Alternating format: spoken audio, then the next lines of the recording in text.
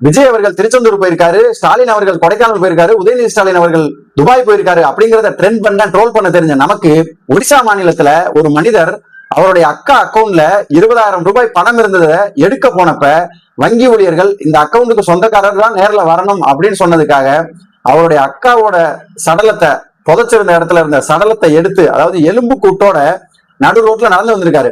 அப்ப அவரோட மனசுல எந்த அளவுக்கு வலி இருக்கணும், எந்த அளவுக்கு அவருக்கு மன கஷ்டம் இருக்கணுங்கிறத நம்ம தெரிஞ்சுக்கணும். இதுல இருந்து நம்ம என்ன ஒண்ணுன்னா, நம்ம எந்த இடத்துல வங்கி ஊழியரா இருக்கலாம், வங்கி அதிகாரிகளா இருக்கலாம், அரசு ஊழியர்கள், அரசு அதிகாரிகள், நம்ம யாரா இருந்தாலும் பாமர மக்கள் பொதுமக்களுக்கு உதவி செய்வதற்காக தான் நம்முடைய வேலை அப்படிங்கிறத மனசுல வச்சுக்கிட்டு, இப்ப அவங்க அக்கா இறந்துட்டாங்க, அப்ப அக்கௌண்ட்ல பணம் இருக்குன்னா அந்த பணத்தை மத்தவங்க யாரு எடுக்கலாம், எப்படி எடுக்கலாம் அப்படிங்கிற வழிமுறை அவருக்கு சொன்னா கூட கரெக்டா இருந்திருக்கும். அவங்கதான் நேர்ல வரணும் அப்படின்னு சொன்னதுக்காக அந்த மனுஷன் எவ்வளவு வலி இருந்தா போய் அந்த சடலத்தை தோண்டி அவர் அந்த எலும்பு கூட்ட ரோட்ல நடந்து வந்திருப்பாரு. அப்ப இந்த மாதிரியான நிலைமைகள் மாறணும் அப்படின்னா சில வங்கி அதிகாரிகள், சில வங்கி ஊழியர்கள், அரசு அதிகாரிகள், அரசு ஊழியர்கள் மாறினா மட்டும்தான் இந்த நிலைமை மாறும்.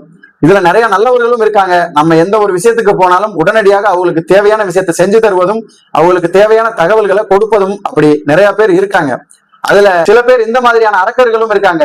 என்னமோ அவங்கதான் எல்லாமே, அவங்களுக்கு தெரிஞ்ச விஷயம் யாருக்குமே தெரியக்கூடாது அப்படிங்கிற பட்சத்துக்கு நம்ம ஏதோ ஒரு விஷயத்த போய் கேட்டு போனா நம்மளை அலக்களிக்கிறதே பெரிய வேலையா வச்சிருக்காங்க. இப்ப இந்த காலகட்டத்துல ஜெமினி, சாட் ஜிபிடி, கூகுள் இந்த மாதிரியான விஷயங்கள் இருக்கிற நேரத்துல நீங்க ஒரு விஷயம் தெரியல அப்படின்னா ஜெமினியவோ சாட் ஜிபிடியில போய் கேட்டுட்டு கூட நீங்க அடுத்தபடி அரசு அலுவலகத்துக்கோ இல்ல வங்கிக்கோ செல்வதுதான் நல்லது.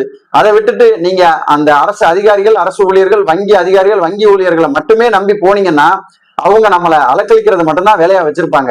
அதனால வங்கி ஊழியரா இருந்தாலும் சரி, அரசு ஊழியர்களா இருந்தாலும் சரி, எந்த பொதுமக்கள் வந்தாலும் உங்களுடைய கடமையே அவர்களுக்கு சேவை செய்வதுதான்.